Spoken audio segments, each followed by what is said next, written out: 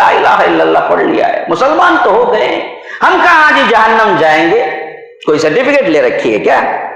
بعض اعمال کی وجہ سے جانے والا جا سکتا ہے، ہاں یہ گارنٹی ہے کہ دائمی جہنمی نہیں بنے گا جو کبھی زندگی میں شرک نہ کیا ہو یا شرک سے توبہ کر لی ہو، لیکن یہ گارنٹی نہیں ہے کہ جہنم ہی نہیں جائے گا۔ اگر اللہ نے چاہا گناہوں کی وجہ سے جہنم میں ڈال سکتا ہے۔ توحید کی ضمانت یہ ہے کہ پرماننٹ جہنمی نہیں بنے گا اگر وہ بچ جائے شرک سے، ورنہ تو لاکھ عبادتیں ہیں، اگر شرک ہے تو کبھی جنت نہیں جائے گا، پرماننٹ جہنمی ہے۔ یہی اصول ہے جو ہم کو سمجھایا گیا، لیکن ہمارے اندر غلط فہمی یہ ہوئی کہ ہم نے اس اصول کو غلط سمجھا۔ کہ ہمارے اندر غلط فہمی جو ہوئی وہ کیا ہے کہ بھائی ہم کبھی نہ کبھی تو جنت جائیں گے ہے نا، ہم تو جنت کے لیے مستحق ہے نا، اب جو چاہے کرو، جو آگے پیچھے چھوٹے موٹے گناہ ہوتے ہیں وہ کیا ہوتا ہے، اللہ معاف کر دے گا۔ کیوں جی؟ کوئی گارنٹی لے رکھی ہے نا، تم جو چاہے کرو اللہ معافی کرے گا۔ اگر ان گناہوں کو پکڑ لے کہاں جاؤ گے؟ بھائی گئے تو بھی کتنے دن، بھائی تھوڑا اتنا جا کو آ جائیں گے، نہیں، ایک لمحے کے 1000 میں حصہ کبھی برداشت نہیں کر سکتے تم، بلکہ اس کی آگ کی تبش کے قریب بھی نہیں جا سکتے، تم برداشت نہیں کر سکتے، تو ایک لمحے کو جانے کو کیسے راضی ہو جا سکتے؟ ہاں، انہا ترمی بشرر کالقصر کأنہ جمالۃ صفر۔ اللہ تبارک و تعالی جہنم کے صفات بیان کرتا ہے تو کہتا ہے کہ ایک ایک شعلہ جو وہ پھینکتی ہے، ترمی بشرر کالقصر، بہت بڑے محل عمارت کی طرح اٹھی، ایک شعلہ جو ایک چنگاری جو جہنم سے نکلتی ہے، ایسا لگتا ہے کہ یہ بہت بڑا قصر ہے، ایک بہت بڑی عمارت ہے جو وہاں سے نکلی ہے۔ ہاں، کأنہ جمالۃ صفر، ایسا کہ ایک ایک اون کی طرح ایک ایک چنگاری وہاں سے نکلتی ہے۔ خالی چنگاری کا یہ حال ہے تو پھر آگ کیا ہے؟ وہ آگ جو اللہ نے دنیا میں بھیجا تو 69 مرتبہ اس کو کم کر کے بھیجا، 2 مرتبہ دھو کے بھیجا۔ ہاں، اتنی کم آگ میں تمہیں ایک انگلی نہیں رکھتے کینڈل کے سامنے، ایک انگلی تو جو 70 گنا زیادہ شدید ترین آگ ہے، اس میں ایک لمحے کے لیے کیسے جا سکتے؟ تو تصور ہی مٹانا ہے کہ کبھی کی ایک لمحے کے لیے بھی اللہ تبارک و تعالی ہمیں جہنم نہ ڈالے، یہ تصور قائم کرنا ہے۔ جب یہ قائم ہوگا نا تب بنے گا اصل مکمل اسلام پر چلنے کا جذبہ۔ اچھا جی، ہم قرآن و حدیث سے پوچھتے ہیں کیونکہ وہی ہمارا معیار ہے، جیسا کہ ابھی شیخ نے بیان کیا، قرآن اور حدیث اصل معیار ہے، اصل ترازو وہی ہے، پرکھنے کی چیز وہی ہے، کیا صحیح کیا غلط قرآن اور حدیث ہے۔ اس کو کیسے سمجھے؟ صحابہ ہیں، یہ 3 ہیں اصل جس کے ذریعے سے اسلام کو سمجھنا ہے، اس کے علاوہ سب کو لیا بھی جا سکتا ہے، چھوڑا بھی جا سکتا ہے۔ تو اب ہم وہی لفظ جسے ہم ابھی گفتگو کر رہے تھے، مجھے دیا گیا ٹاپک میں اسلام، قرآن اور حدیث سے پوچھیں یہ اسلام کیا ہے؟ جب اسلام کا مکمل تصور ہوگا تبھی تو مکمل داخل بھی ہوں گے۔ ایک چیز کا تصور ہی نہیں ہے یا تصور ناقص ہے تو پھر پورا کیسے جائیں گے جی؟ نہیں سمجھے آپ؟ سمجھے؟ نیند آ رہی ہے؟ ہاں، سننے کا موڈ ہے؟ نہیں، اللہ اللہ خیر سلام، میں بھی بہت دور سے آیا ہوں، آپ بھی پریشان بیٹھے ہوئے ہیں، پھر تو چلیں گے۔ دیکھیں، یہ چیز کا مکمل تصور ہی نہیں ہے، پھر اس میں داخل کیسے ہوں گے پورے مکمل؟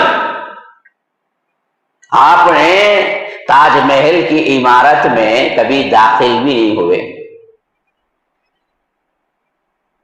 اب کوئی کہتا ہے کہ پورے داخل ہو پاؤ جی تاج محل میں، بولے تو دروازے سے چاہتا تو انہیں کیا دیکھے گا؟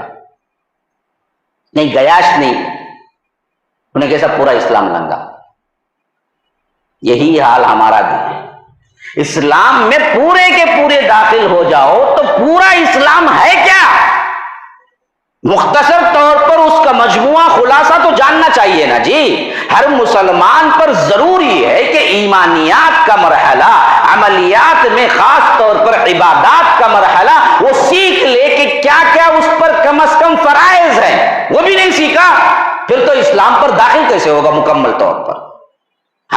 دروازے سے جھانک کے آ گئے تو آپ کو ملے گا کیا؟ پتہ کیا چلے گا؟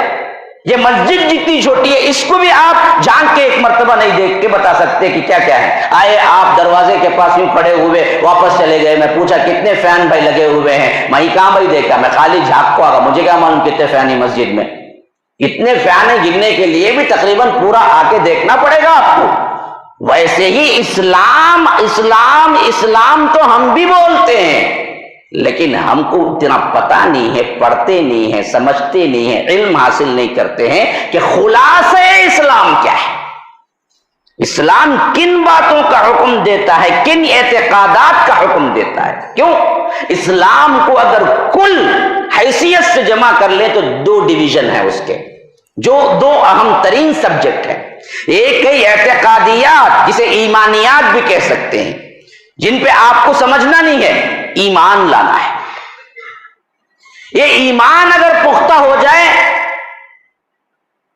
تو عمل میں اوپر نیچے ہوگا تو بھی اللہ معاف کر سکتا ہے یا سزا دے کے جنت بھیج سکتا ہے۔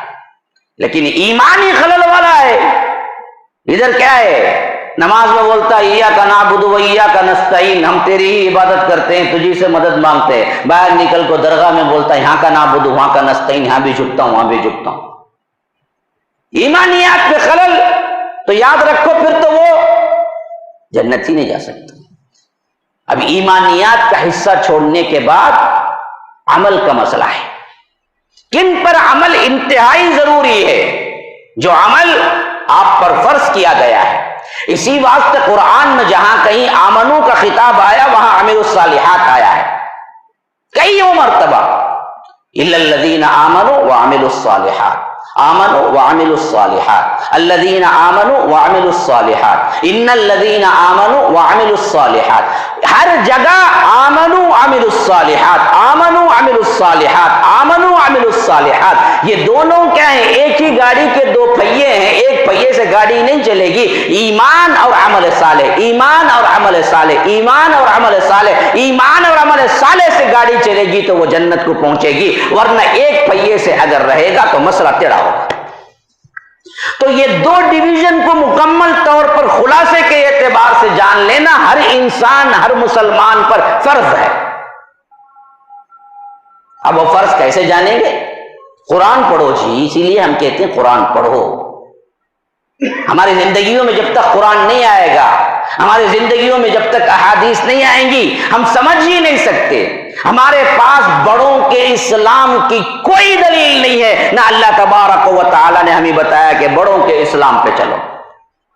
بڑے کچھ اور کہتے رہے،